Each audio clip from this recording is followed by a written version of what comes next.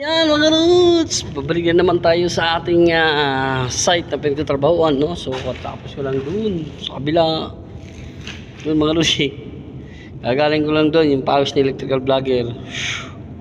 Sabi, so kasi mga lods, nagtap po tayo na may supply.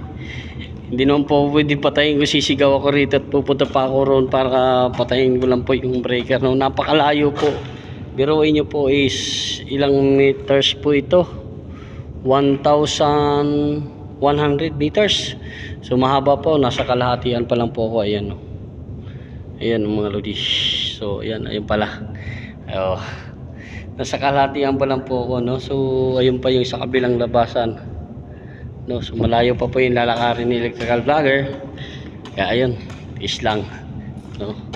Yung ibang mga kasama ko may mga motor sila, kaya medyo mabilis yung pagpunta nila, no? Kaya minsan kung connect sila dito ng power supply, no, kailangan patayin mo muna doon. So wag niyo pong gagayahin. Sa akin kuan lang po yan, no, kasi wala talaga, wala naman po akong service, no, kaya layo po. Kaya sa ibang mga electrician dyan, huwag yung gagayahin na magtatapo kayo ng may power supply. Kailangan po magtatapo tayo, okay, yung walang supply, ano. So yun, tsamba lang yun sa akin.